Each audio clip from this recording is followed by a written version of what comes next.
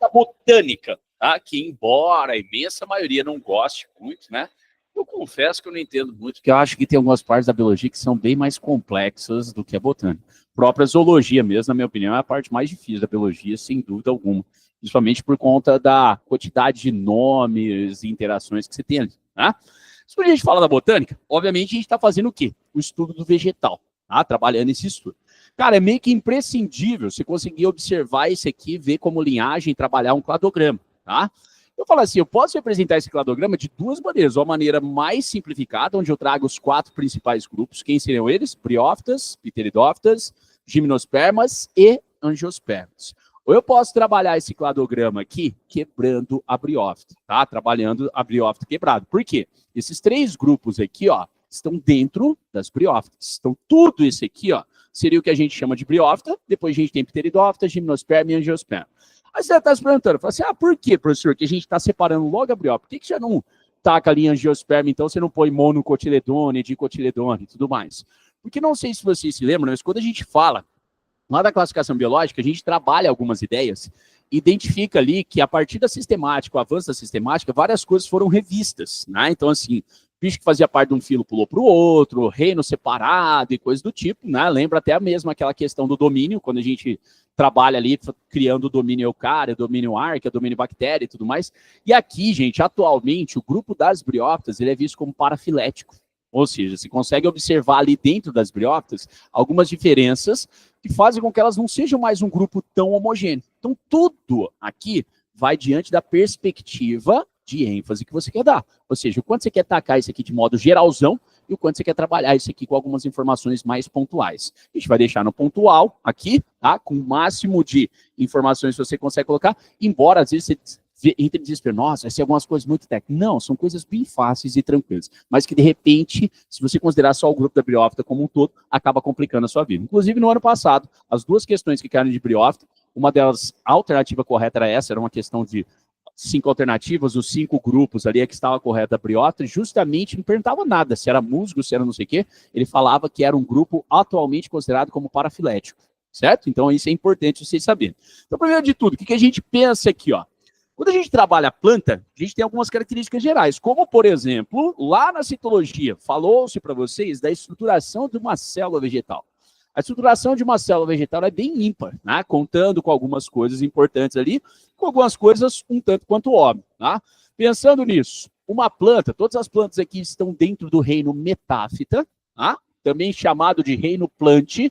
Então, nós trabalhamos aqui, ó, reino plante ou reino metáfita. Nesse conceito aqui, tudo que trabalhar com o termo fita significa planta. Então, por isso que a gente tem briófita, pteridófita, né? Coisas do tipo. Quando você estuda os hormônios vegetais, se chama de fito-hormônios e assim por diante. Então, esse prefixo ou sufixo fita aqui, ou fito, significa o quê, gente? Plantas, vegetais. Estão todas dentro desse grupo, tá? Dentro desse grupo aqui, todo mundo vai ser o quê, gente? Todo mundo é eucarionte ou eucarioto, seja lá como você queira chamar. Toda planta também vai ser pluricelular, não existe planta unicelular. E há um bom tempo atrás, lembra a alga, um pedaço das algas estava no grupo das plantas, no reino das plantas, outro pedaço das algas estava no reino protista. As algas são um grande embate aqui, quando o exercício quer te trazer classificação, te trazer alguma complexidade. Tá? Porque até hoje você pergunta para o aluno muitas vezes por que planta não é alga ou alga não é planta, muitos se embananam ali e acabam confundindo. A gente discute isso logo mais. Além disso, todo mundo aqui é autótrofo. Tá? Todo mundo tem capacidade de produzir seu próprio alimento. Lembrando, vocês viram isso também lá na bioenergética, que ser autótrofo não significa ser fotossintetizante, mas aqui significa. Tá? Toda planta é autótrofo fotossintetizante. Se você não vai se lembrar disso, anote. Tá? Por quê? Porque temos organismos que são autótrofos o quê? Quimiosintetizantes. Não é esse grupo aqui. Lá nos quimiosintetizantes a gente está falando de bactérias, tá? Especialmente aquelas bactérias, por exemplo, que participam do ciclo do nitrogênio. Ali elas estão fazendo só quimiossíntese. Então você quer a caracterização básica, tá? Coisas assim, essenciais que você precisa saber em relação a uma planta. Você pega, você observa aquela célula, algumas coisas que valem o destaque. Gente, nós temos uma célula com uma organela em destaque, que é quem? O vacúolo. Quando você pega uma célula adulta da planta, lembrando que o vacúolo ali, ele é uma organela, é um saco, né? Ou seja, uma organela saculiforme de reserva, então ela guarda várias coisas. Em algumas plantas vai guardar amido. Por exemplo, quando você pega uma mandioca, o caule da mandioca tem um monte de vacúolo guardando amido. Tá? Se tem outras plantas que ele vai guardar água e assim por diante, na maioria das células adultas, esse vacúolo fica gigantesco, gigantesco, gigantesco. Basta ver aqui no desenho, essa estrutura aqui, gente, o que nós temos? Ó, toda essa parte azul é vacúolo, em algumas células ele chega a ocupar 90% do volume da célula. Fica tudo espremidinho no canto para o vacúolo ficar ali guardando as substâncias que são importantes. Outra coisa que você tem que tomar cuidado, né? Quando a gente fala em relação à fotossíntese, nem tudo que faz fotossíntese vai ter, por exemplo, cloroplasto. Tá? A planta tem. Então, na célula vegetal, nós temos a presença de quem? Do cloroplasto. Esse cloroplasto aqui, então, é a organela que vai ser dividida naquelas regiões. Você tem o estroma, que é o líquido ali, né? Que é como se fosse a matriz mitocondrial, né? Eles meio que se equivalem. Você tem aquelas lamelas, que são as invaginações da membrana interna, onde você tem umas pilhazinhas chamadas de tilacoides. Lá nesses tilacoides, o que nós encontramos, gente? A clorofila. E aqui, né, apresenta uma característica interessante. Toda planta, ela vai ter clorofila A e B.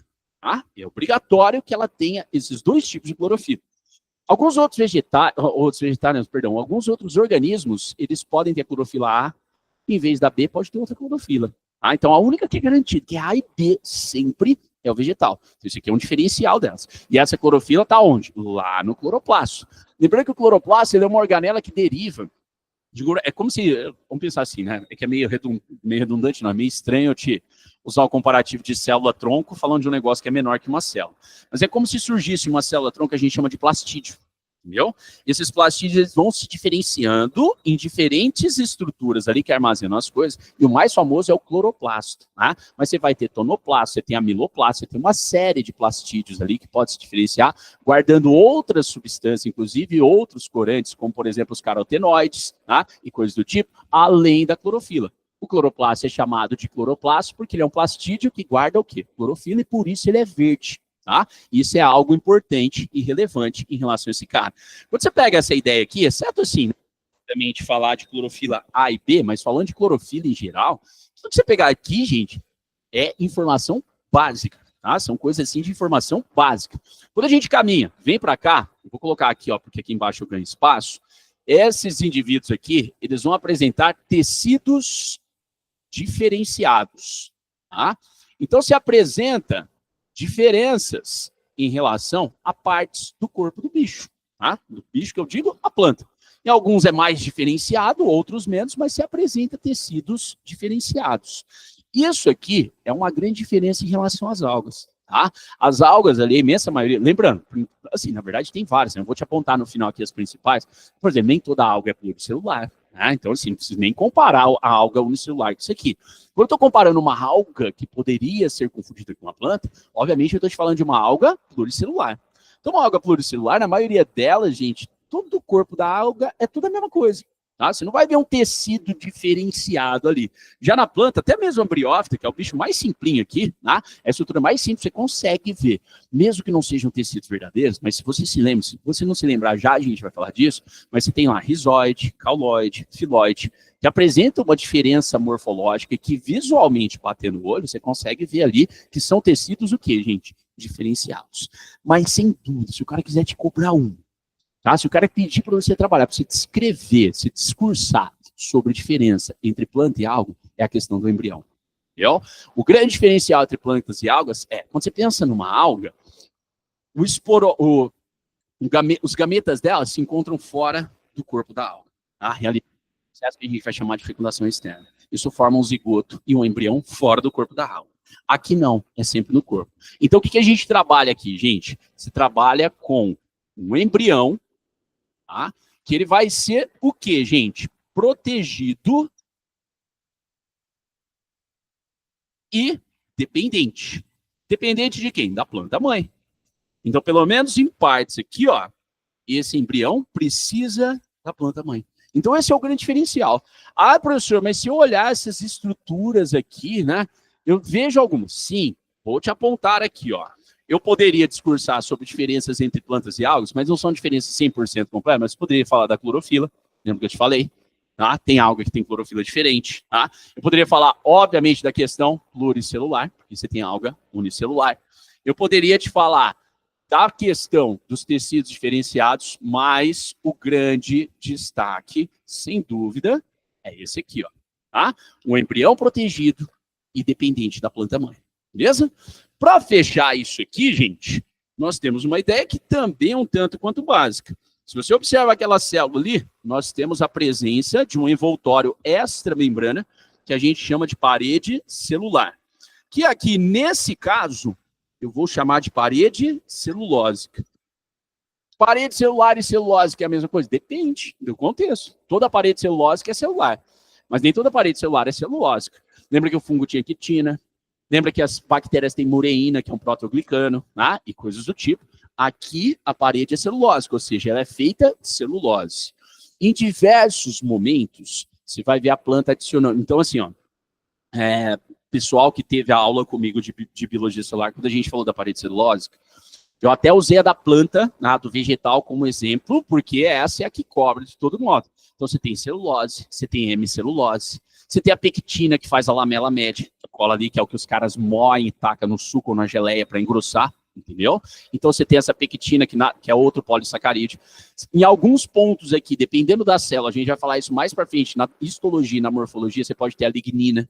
Lembra que a lignina deixa essa célula dura, né? Deixa essa célula extremamente resistente, mas a base, toda a parede celular de um vegetal tem que ter o quê, gente? Celulose. Simples assim.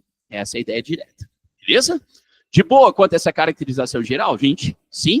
Vamos lá. Diante disso, aproveita, usa essa ideia aqui, ó, para a gente fazer o quê? Trabalhar com alguns termos que vão aparecer constantemente, tipo, o que é uma planta vascular? O que é uma planta avascular? E coisas do tipo. Então a gente vai trabalhando e vai discutindo isso aqui. Lembrando, esses 3 primeiros grupos aqui são quem, gente? As briófitas, que agora são parafiléticas. Muito bem. Ao que tudo indica, todas as evidências fósseis e tudo mais apontam para uma origem dos vegetais derivados do quê, gente? De algum grupo de alga verde. Tá? Mais especificamente, hoje aqui é mais próximo, ali é um grupo das carófitas. Então, vamos dizer assim, um ancestral, onde derivou algum grupo de algas verdes. Presta atenção, eu estou te dizendo que as atuais, a mais próxima, seriam as carófitas. Se colocar que a planta veio da carófita, você já errou. Entendeu? É a mesma coisa eu te falar que se tem lá atrás, quando a gente falou na zoologia, os coanoflagelados, e eles são o grupo ali mais próximo do que a gente teria dos animais, que seriam os poríferos. Se você falar que o porífero veio do coanoflagelado, você errou. Tá? A gente está dizendo que é o mais próximo, ou seja, eles derivaram de um mesmo nó. Eles vieram de algum ancestral comum. Quem é ele? Não se sabe. Inclusive, é por isso que a gente vive montando e desmontando isso aqui, igual está desmontado agora. Cada hora que os caras acham uma evidência, cada hora que os caras procuram alguma coisa, e lembrando, tá? Registro fóssil de planta é muito mais complicado. Afinal de contas, como que você vai ter um registro fóssil na mesma frequência de um vertebrado e de uma briófita, por exemplo? Você precisa daquilo ficar preso entre rochas, achar isso no meio das rochas, então te dá muito mais trabalho. Então isso aqui, gente, está num constante processo de mudança, tá? Extremamente drástico. Primeiramente, o que eu quero que vocês entendam. Quando a gente avalia musgos, tá? Antóceros e hepáticas, todos eles dentro das briófitas, e aqui você tem pteridófitas, gimnosperma e angiosperma. Diante disso, vou trabalhar com vocês, agora eu vou começar a fazer os riscos, né, as bagunças. Eu poderia fazer, gente, aqueles grupos monofiléticos, tudo mais circulando, só que eu quero fazer alguns aqui, como são vários, no final você ia ver um bolo de monte de círculo aqui, ia ficar meio zoado. Eu vou tentar fazer meio com chave, colchete, esse tipo de coisa, tá? Eu poderia, por exemplo, gente, fazer, ó, um grupo, selecionando esses aqui, vou deixar em vermelho, tá? E um outro grupo aqui, ó, selecione esses aqui, ó, que eu deixo em verde. Beleza? Diante disso, tá, o que a gente pode trabalhar? Posso chamar essa condição aqui em vermelho, chamar isso aqui de A, e essa verde aqui, ó, eu posso chamar de B. Beleza? Tranquilos até aqui, gente? O que você consegue identificar aqui, ó, que essas 3 plantas têm que a briófita não tem? Vamos lá, isso é fácil, gente. Vasos. Muito bem, tá? Diante disso, vamos se acostumando, vamos trabalhando nomes. Você encontra aqueles nomes ali, ó. Primeiro deles aqui, ó, o grupo A, são as plantas que a gente chama de vasculares e que eu também poderia chamá-las de traqueófitas. Ah, perdão, é o avasculares. Não é que eu inverti, gente. O A aqui, ó, seriam as avasculares, também chamadas de atraqueófitas. O que significa isso aqui? Significa te dizer que essas plantas, gente, não apresentam vasos condutores ou tecidos condutores de sebo, seja lá como você queira chamar. Cara, você acertou o A, o B, praticamente inversão. Inclusive, isso aqui, ó, é para tentar te ajudar, que repara que sempre esses caras aqui trabalham em antagonismo, tá? Então, que um grupo tiver, o outro não tem. Sempre você vai fazendo essa divisão aqui, ó, tá? Diante disso, nós temos aqui, ó, o grupo B, ele estaria representando as plantas vasculares e também chamadas de traqueófitas. Ah, então, nós temos essa ideia aqui para você parar para pensar. A partir disso, fica fácil você entender essa primeira definição. Todas, por isso que eu não vou fazer mais uma linha, porque pegaria todas aqui são chamadas de plantas embriófitas. Toda planta é embriófita. O que é embriófita, gente? Acabei de falar para vocês. Que forma o quê? Um embrião protegido, ali da mãe. Então, todas são. Então, isso eu não preciso montar um grupo para vocês, porque esse aqui pegaria o cladograma como um todo, tá? Então, esse aqui pega o cladograma como um todo, essas seriam embriófitas. Vai para as próximas definições aqui. Por exemplo, gente, vamos colocar aqui, eu acho mais fácil a gente começar pela criptógama e fanerógama, tá? Gama, aqui, lembra de gameta? Vem de reprodução. Aqui a gente está falando, quando eu trabalho o termo gama, eu estou te falando de estrutura reprodutiva. Cripto, escondido. Fanero, exposto, tá? Então, o que seria uma planta do tipo criptógama? Estrutura reprodutiva oculta, escondida, não visível. Ninguém está te dizendo que não tem. Tem, mas não está evidente, tá? O que seria uma planta fanerógama? Estrutura reprodutiva visível, tipo a flor de mangiosperma. Visível. Agora, você bate o olho ali num pedacinho de musgo, você consegue me falar onde está o anterídeo, onde está o arquegônio? De modo algum, tá? Por quê? Porque não é visível. Então, repara, nós temos ali plantas que são o quê? Com estrutura exposta, reprodutora exposta, fanerógamas e com estrutura reprodutora oculta, criptógamas. Beleza? A partir disso, pensa comigo no seguinte, durante essa reprodução ali, algumas dessas plantas, elas vão se utilizar do quê, gente? De um gameta que nada. Esse gameta que nada é como se fosse um espermatozoide, por isso a gente chama ele de anterozoide. Falaremos disso bastante. As duas plantas que seriam o quê? As briófitas e as pteridófitas. Por isso esse grupo é o grupo que a gente fala que é o grupo da água para fecundação. Então elas são plantas ali que dependem da água. Os outros não dependem. Eles não usam mais esse anterozoide. Eles vão usar uma estrutura chamada de grão de pólen, que, cuidado, não é o gameta, mas é imprescindível para isso.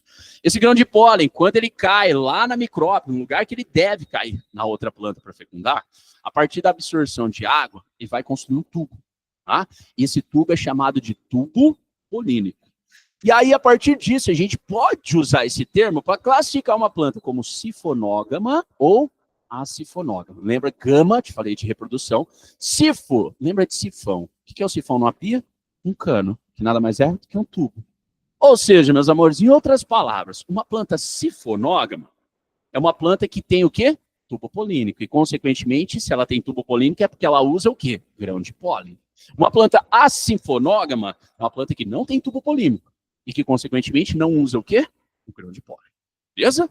E para a gente fechar o terceiro e último grupo que faltava de classificação aqui, eu posso classificar uma planta como espermatófita ou não espermatófita. Fita, planta, esperma, semente. Tá? Planta espermatófita, produz semente. Planta não espermatófita, não produz semente. Por que eu não coloquei direto esses dois igual eu fiz com esse aqui? Ó? Porque esses grupos, eles correspondem exatamente a os três batem. Certo? Ah, como assim? Não entendi. Toda planta, gente, que for fanerógama, ela também é sifonógama e também é o quê? Espermatófita. Certo? E o contrário também é verdadeiro. Diante disso, talvez você se lembre com mais clareza, talvez não. Deixa eu colocar aqui, ó, em laranja. Deixa eu colocar em laranja, deixa eu ver uma altura aqui que dá para colocar isso. Vou colocar aqui, ó. Em laranja agora. eu vou subdividir mais dois grupinhos aqui. Eu vou chamar de C. Tá? E cadê o azul? Esse último aqui. Vou chamar de D. Beleza? Quem seria o C, gente? O C engloba várias coisas. A gente consegue tacar várias coisas aqui dentro do C. Tá? Como, por exemplo, o quê? O C são as plantas que têm a estrutura reprodutora oculta. A gente chama isso do quê? Criptógamo. Muito bem. Então, esse C representaria as criptógamas. Beleza?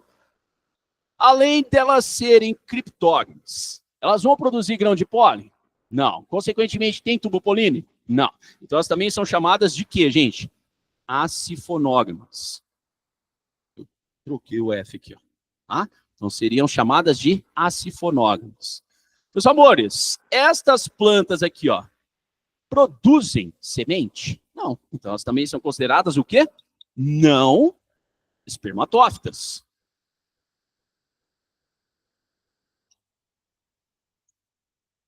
Beleza? Cara, não tem daqui para frente. Sério, se você, é o que eu falei, ó. Se acertou o A, você não erra o B. Se acertou o C, não tem como fazer o quê, gente? Ao D. É a pura inversão. Quando a gente avança aqui, então, para o D, que eu representei em azul, as plantas que ali estão presentes são plantas consideradas fanerógamas. Bem? O que seriam essas plantas chamadas de fanerógamas? Estrutura reprodutora exposta. Beleza? Elas produzem tubo polínico e grão de pólen. Então, elas são chamadas também de sifonógamas. E, por fim, são as mesmas que produzem sementes. São também consideradas espermatófitas.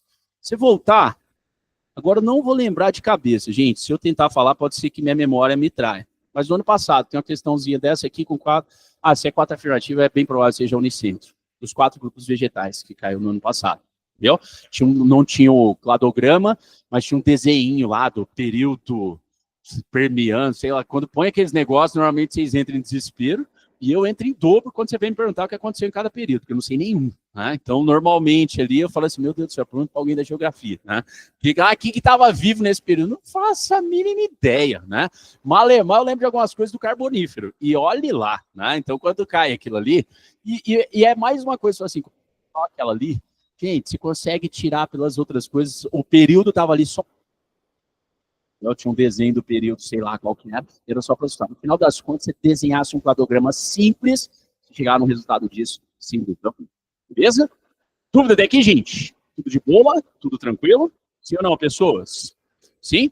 A partir disso aqui, então, ó, nós temos um cladograma onde a gente poderia, tá, dentre outras coisas, pontuar algumas características marcantes. Tá? Deixa eu ver aqui, por exemplo, ó, vou colocar aqui uma, vou colocar aqui outra, vou colocar aqui outra característica. Estas 3 aqui é essencial você saber. Lembrando, pelo amor de Deus, não vai me vacilar e errar a leitura de cladograma, a característica surge aqui, todo mundo que está para frente tem que ter essa característica, certo? Vou chamar essa característica aqui, ó, de 1, essa aqui de 2 e essa aqui de 3. Beleza? Até aqui de boa, gente? Vamos lá. Trabalhem comigo nisso aqui, ó. Característica 1. O que aparece aqui antes de pteridófita? E todo mundo daqui para frente vai ter, gente, vasos condutores. Vocês mesmo falaram, tá? Então, nós temos aqui, ó, como característica, os vasos condutores de seiva. Mais especificamente, né, você pensar lá na parte, na base, na ideia do que a gente trabalha de tecido, quem que seria aquilo ali, gente? Xilema e floema, óbvio. Tá? Então, você trabalha com essa ideia desses xilemas e floemas. E aí, diante disso aqui, se a gente pega a 2, tá? Lógico que qualquer coisa dessa aqui poderia ser cobrada, de verdade, mas normalmente o vestibular nesse aqui ele trabalha com estrutura, com coisa visível, estrutura visível. O que é mais comum aparecer aqui, gente, no 2 seria quem? A semente. Tá? E quando a gente avança para o 3, aqui a gente trabalha com flores e frutos. Embora o estróbilo, que está aqui presente na gimnosperma, já é um esboço de flor. tá? Então aqui a gente trabalha com flor e fruto. Meus amores, essas três, e aqui eu quero trabalhar com vocês, ordem de prioridade, por isso que eu comecei daqui. Eu posso tacar mais para cá, mas aqui não é a prioridade. Então essas três assim, velho, porque como eu te disse, a imensa maioria, procura, quantas vezes você vai achar o cladograma desmembrado desse modo? A maioria das vezes aqui, briófita, pronto, acabou. E aí de briófita para cá, só precisa chegar nessas condições. Ah, mas tem que ter uma característica antes de briófita que vale para todo mundo? Tem, claro que tem. Vou até trocar a cor, né, para a gente trabalhar com isso aqui como se fosse o segundo plano. Meus amores, inclusive a característica está aqui, ó. Qual hora que eu te fiz essa classificação? Qual que era a única aqui, ó, que englobava todo mundo? Embriófito. Então essa tem que ser a característica que está lá na base, para pegar todo mundo, tá? Essa aqui, eu vou chamar de característica 4. Beleza? O 4 aqui, meus amores, é o quê? O famoso embrião dependente e protegido.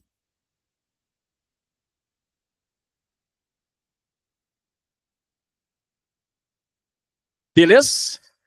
Tranquilos? Sim ou não, gente? E aí eu vou te colocar a 5 e a 6. Eu quero que você para bem e preste atenção. A 5 e a 6 é tipo o Clube da Luta. Se ninguém falou, você não fala.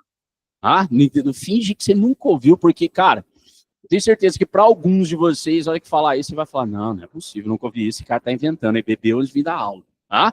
Gente, a 5 e a 6, vamos colocar aqui, ó, a 5 e aqui a 6. O que elas seriam? A 5, ela é a presença de estômatos. E a 6 é a que mais buga a cabeça de alguns de vocês. E é esse aqui uma das coisas que eu falei assim, ó, a gente aprende de um jeito, a gente generaliza, e muitas vezes, quem é o exemplo? A gente trabalha a briófita em cima de quem? Dos 3 representantes, a gente trabalha a briófita em cima de quem? Do músico, tá? Quanto mais os caras foram pesquisando, os caras foram achando algumas coisas, e pasme, tem um negócio que é esse 6 que não vai bater com o músico, que buga a cabeça de muita gente. Nesse 6 aqui, ó, o esporófito é duradouro. Entendeu? Nós temos um esporófito duradouro. E a grande característica, você lembra da briófita, é quem? Gametófito predominante e o esporófito era passageiro. Aqui, nesses caras, no antócero, se o gametófito morrer, o esporófito fica ainda. Ah, ele consegue ficar, ele não é totalmente dependente. Então nós temos aqui, ó, um esporófito duradouro. Meus amores, tudo que está em verde só se usa se se pergunta. Tá? E a chance de perguntar é baixa. Porém, não é coisa difícil. Se alguém te perguntar, é essa questão, aquela que você acerta e que ninguém vai acertar. Gente, agora não adianta bosta nenhuma você virar o especialista no 3, no 4, perdão, no 4, no 5 e no 6 e não souber 1, 2, 3. É 1, 2, 3 que vai te colocar na maioria das provas. Belezinha? Tranquilos até aqui, gente? Tudo de boa, tá? Vou até deixar por um tempo aqui, que isso aqui te ajuda, te guia pra caramba. E a gente vai começando a trabalhar o quê, gente? Os grupos, tá? Obviamente, a gente vai seguir a ordem. Briófita, pteridófita, gimnosperma e angiosperma. E aquela ordem trivial. Características gerais, ciclo. Características gerais, ciclo. Características gerais, ciclo. Aqui, características gerais, ciclo, fisiologia, morfologia e histologia. Entendeu? Aqui que a gente estuda tipo de raiz, tipo de caule, tipo de flor e assim por diante, tá? Então, quando a gente trabalha essa ideia aqui, ó, a gente começa aqui, então, com as briófitas. Vou colocar uma imagenzinha aqui para vocês. Uma briófita das mais tradicionais e mais comuns que a gente tem ali, que é quem? O musgo, tá? O musgo em si, gente, é a sua briófita padrão. Se o cara trabalhar uma briófita sem te citar o nome, você pode ter certeza que a gente está trabalhando e está discutindo especialmente quem? O musgo. Tá? Então vamos lá. Começamos a trabalhar o grupo das briófitas. Gente, inclusive, briófita aqui, né? Briófita, a tradução livre ali seria planta musgo, ou seja, o cara é tão famoso, né, que o próprio grupo leva o nome dele. Isso aqui é o exemplo dos musgos, tá? Além dos musgos, quem mais está ali, ó? Os antóceros e as hepáticas. Essa aqui, ó, é uma hepática, tá? Que por muito tempo utilizou-se para fazer chás de uma série de coisas, para problemas de intoxicação no fígado e tudo mais, e daí vem esse nome, né? Embora alguns falem que ela se chama hepática, pasmo, porque a folha parece o formato do fígado. Tem gente que usa droga e vai dar nome para as coisas, né, gente? Aonde que você parece? Não sei de que fígado, né? Enfim, e aí você tem esse cara aqui, ó, que seria os antócidos, que é esse mais distante aqui, ó. Inclusive, dá uma olhada ali, ó. Você consegue entender, de repente, por que que o esporófito dele passa a ser dependente, vê que é um negócio bem mais robusto, né? Um negócio ali bem mais forte do que o que é o normal, tá? Então, esses são os representantes ali, além do musgo. Musgo, normalmente, é aquele que você não tem dificuldades em relação a pensar nesse cara, tá? Gente, isso aqui é mais ou menos o seguinte, eu sempre menciono para o aluno, eu falo assim, ó, a briófita é o sapo dos vegetais, entendeu? Primeiro terrestre, tá? Mas precisa da água. Então, isso tem que ser claro na sua cabeça. Deixa eu achar aqui. Então, essas plantas aqui, ó, são as primeiras terrestres. São as primeiras a chegarem no ambiente terrestre, tá? Porém, meus amores, chegou no ambiente terrestre, tá tudo ok? Não. Tem algumas coisas que vão, vamos dizer assim, funcionar como fatores limitantes para essa bichinha aqui, ó. Uma delas, inclusive, está aqui, né? Fica claro para vocês. Isso aqui são plantas de que tipo? Avasculares. Não possuem vasos condutores. Isso aqui tem que ficar claro para vocês que limita o quê? O tamanho. Tá? É mais ou menos o mesmo BO que a gente tinha lá dos animais. Quando você tinha um animal que não tinha um sistema circulatório, que tinha só difusão, esse animal ele não crescia muito ou ele não ficava muito largo. Tipo uma tênia. A tênia pode ter 14 metros, mas lembra que eu trouxe a tênia para vocês? Você viu a finura dela? Viu? Então, assim, é a mesma coisa. O transporte aqui é de célula em célula, tá? Então, o fato dessas plantas serem avasculares, isso aqui implica em um porte reduzido. Então, nós temos aqui uma interferência no tamanho, tá? Além disso, estas plantas aqui, ó, elas dependem da água. Ah, mas por que que ela depende da água, professor? Ó, as duas últimas perguntas, que não é que era difícil, que dá um trabalhinho a mais para o aluno, uma da UFR, outra também, não lembro o que era, pedia para discutir, né, o que que faltava nessa planta para fazer ela depender da água. Você acredita que tem aluno que vai falar, não, que essa planta, o cara perguntava, o que ela não tinha, tá, que fazia ela depender da água, e ele deixava bem claro que ele estava avaliando apenas o contexto reprodutivo. E perguntava o que ela não tinha. O aluno ia, é porque ela tem anterozoide. Ô, infeliz, não perguntou o que ela tem. Entendeu? Perguntou o que ela não tem. Tá? Lembro até hoje, quando eu fui no tiro de guerra, aquela parte humilhante, né, que aí vai fazer o exame médico, o cara perguntou assim, tem alguém aqui que tem algum problema? O moleque falou assim, eu não. Cara, mas o cara acabou com ele. Você é idiota. Hã? Eu perguntei quem tem, não quem não tem. É exatamente. Cara, o vestibular. Aí isso aí que é o pior, o aluno manda pra gente. Professor, por que eu errei essa? Foi FI, porque perguntou que ela não tem, não perguntou que ela tem. O que falta aqui, gente? Não tem grão de pólen. Então, por isso, ela vai ter que ter aquele gameta flagelado, certo? E o gameta flagelado vai depender do quê? Da água, obviamente. Então, essa planta, esse é o grande, né, vamos dizer assim, esse é o grande problema que essa planta tem para ela ficar sempre no ambiente úmido. Ela está sempre no ambiente úmido. Tá? Há muito tempo atrás, cara, agora não vou lembrar qual, acho que é Jogos Vorazes, aqueles que tem o livro e o filme, é isso, né?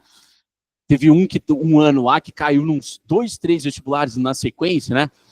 Que é um dos livros, um dos filmes lá, que aí a menina tem que fugir, aí manda ela fugir e chegar até um lugar alto lá onde tinha água.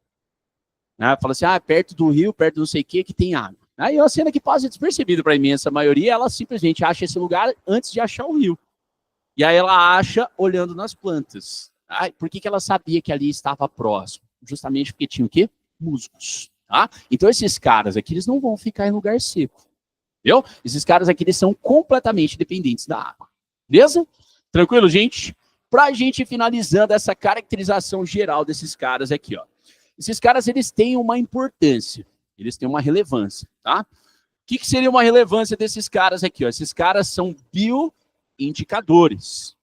Entendeu? Esses caras ficam extremamente expostos à água e à absorção de tudo que aparece, né? Por isso, esses caras têm uma importância de indicadores. O lugar ali mudou a qualidade da água, mudou a qualidade do solo, esses bichos são muito sensíveis. O que acontece? Desaparece. Então, é tipo leaking, tá ligado? Se você tem ali, é sinal de que tá um lugar da hora. Tá bom. Falando em leaking, juntamente com leaking, esses caras participam, tem um papel extremamente importante no início de qual processo? Sucessão ecológica. Tá? Nesse início da sucessão ecológica, lembra que a gente discutimos a ecologia lá atrás. Aquela parte da comunidade pioneira, depois você tinha séries, depois você tinha o clímax. Esses caras, junto com os leakings, são os principais representantes de comunidade pioneira. Lógico, volta a repetir no momento oportuno, como eu te falei lá no sucessão ecológica. Se o cara te perguntar, na alternativa, assinar a alternativa que contém o primeiro ser vivo a chegar numa sucessão, a primeira espécie pioneira, se estiver no item A, líquen, no item B, fungo, você marca o líquen, tá? Porque o líquen é mais suscetível a sobreviver sozinho, sem nada, tá? O musgo, eu falei líquen e fungo, né? Musgo, tá? O musgo, ele já depende de um pouquinho mais de umidade, um pouquinho mais de substrato, de coisa suja, solta ali, bem? E uma coisa que não é tão comum, em diversos países, especialmente da Europa, gente, do hemisfério norte, esses bichinhos aqui, ó, são usados como combustível. Você tem algumas regiões pantanosas que te formam, né, um aglomerado desses musgos ali, que a gente chama de turfa, tá? E aí elas meio que vão se entrelaçando, fica essas turfeiras ali, tudo grudado e tudo mais, e elas retêm, região pantanosa tem muita decomposição de matéria orgânica e tudo mais. Então elas retêm muita matéria orgânica no corpo. E aí o que os caras usam isso aqui? Isso aqui é altamente inflamável. Ao ponto de que você já ouviu que se passa um isqueiro ali em algumas regiões do pântano, pega fogo, inflama, né? Às vezes até do solo você tem combustão espontânea. E aí eles usam isso aqui como uma maneira barata, tá? De produzir energia como? Queimando, usando para aquecimento, uma série de coisas. Então esses caras aqui, eles podem aparecer como representantes do quê, gente? De utilização de combustível, tá? Um dos grandes países que usa isso aqui como combustível é a Irlanda, tá? Então a Irlanda trabalha bastante com esse uso de combustível. O que fecha essa caracterização geral é algo que é repetido e que eu cansei de falar agora há pouco, que nós temos 3 grandes representantes, e foi inclusive os que eu mostrei a foto. Então, só para a gente fechar, nós temos como exemplo aqui o musgo, que é o mais famoso, e é o que você vai usar como base e padrão, a hepática, que é aquela que algum doido falou que poderia parecer com a folha formato do fígado, né? Mas na verdade era mais porque usavam para remédio de fígado, e por fim, o antócero, que é esse ali que, vamos dizer assim, foge do padrão por ter um esporófito mais dominante, que é aquele que parece um cabelo. Belezinha? Tranquilos? Sexta-feira, a gente faz estruturação, ou seja, gametófito, esporófito, ciclo, que é meio que já emendado, rapidão, e já entramos em embriófito, em pteridófito. Beleza? Tranquilos? Viu, gente? Nem doeu. Não foi tão ruim, né? Não foi. A vida vai seguindo.